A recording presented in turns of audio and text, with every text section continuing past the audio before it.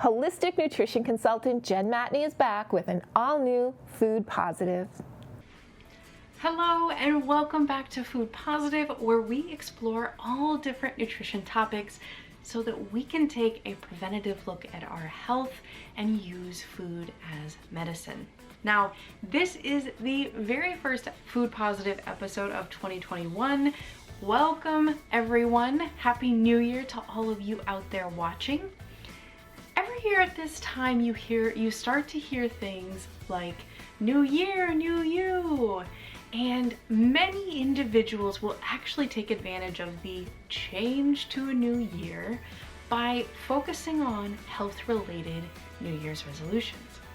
But if you have chosen a health or diet-related New Year's resolution and it's not going really well, maybe it's fallen by the wayside, don't worry, you're not alone. Research actually shows that about 50% of adults in the United States will make New Year's resolutions. However, less than 10% of those individuals will actually continue on with that resolution in the long term. So you're not alone, you're actually in the majority. A big reason why New Year's resolutions aren't actually successful in the long term is something called limiting beliefs. So today we're going to be exploring everything we need to know about limiting beliefs. What exactly are they?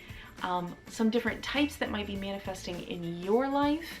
And we'll also explore how to overcome those limiting beliefs to start prioritizing our health goals and move forward. So you might be asking yourself, what exactly is a limiting belief? Now, in life, how we perceive the world actually shapes many of our behaviors. So limiting beliefs are those false beliefs we have about ourselves, the world, and life in general that actually keep us from taking a certain action. For example, I don't believe that I would be so good at singing in public, which prevents me from going down to the street corner and busking. Now, this limiting belief may actually be serving me quite well. It lessens my anxiety and it prevents me from experiencing any embarrassment in public. So that limiting belief is not negative, and not all limiting beliefs are negative per se. But what limiting beliefs do is it puts a limit on what we perceive to be reasonable behavior. In essence, it limits what we are capable of doing or achieving.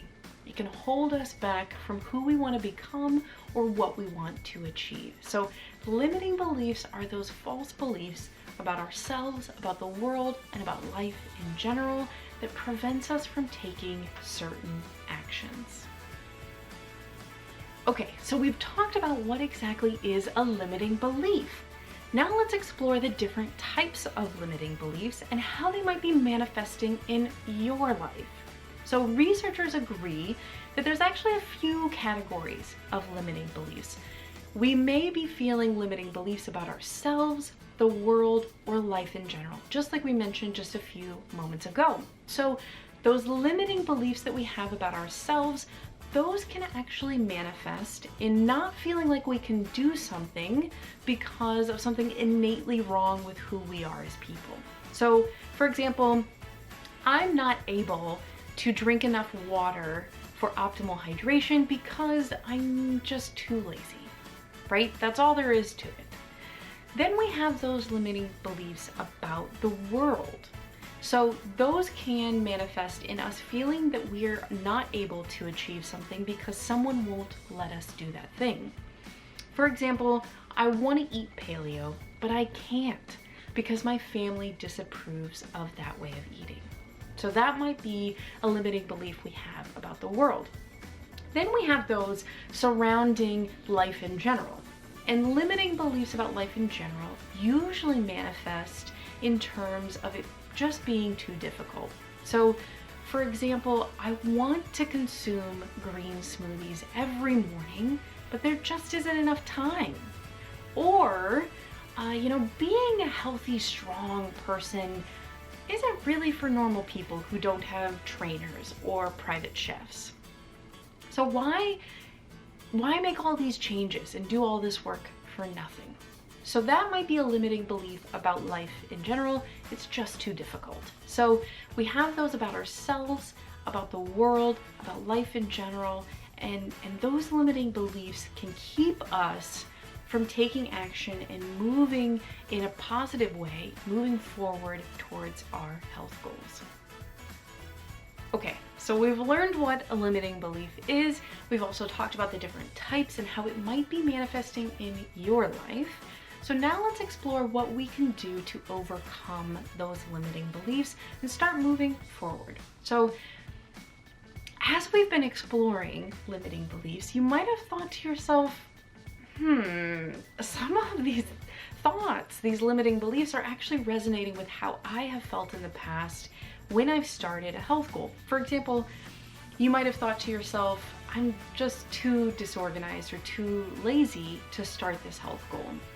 Or you might have thought, I am starting this health goal, but upon receiving some judgment from your family or friends, you dropped it like that.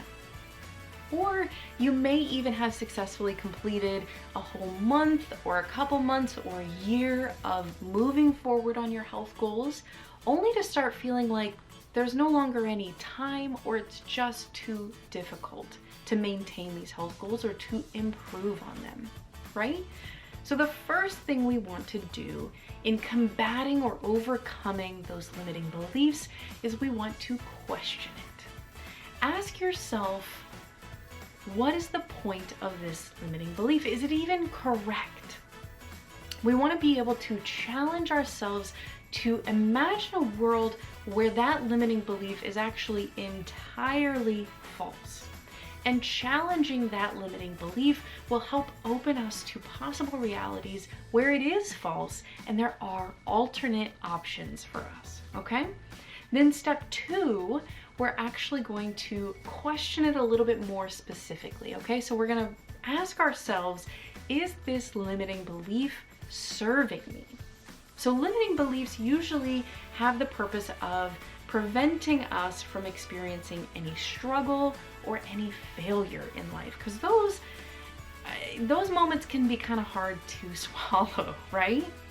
So having a limiting belief, the purpose is to keep us from struggling or ever experiencing any failure. You have to ask yourself, is my limiting belief serving me? Is it worth it or is it not?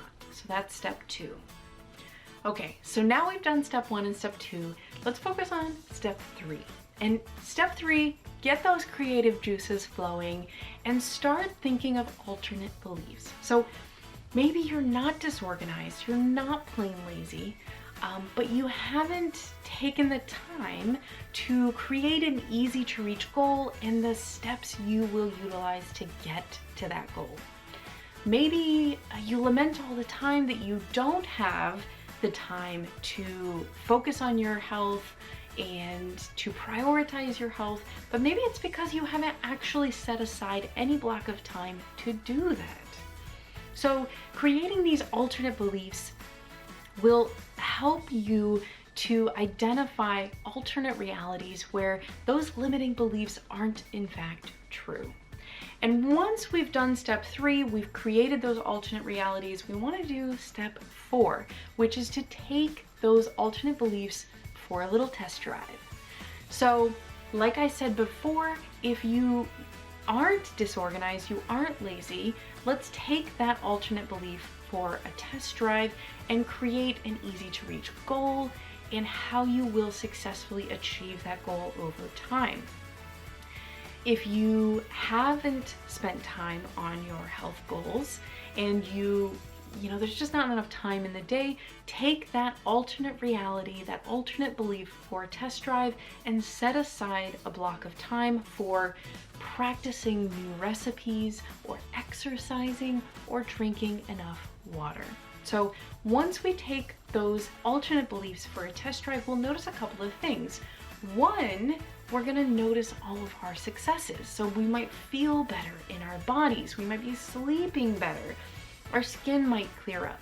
Or we might just be experiencing all the endorphins and the vitamins and minerals in the mood boosts. from making and achieving those health goals. And then the second thing you will notice is that those limiting beliefs weren't actually true all along.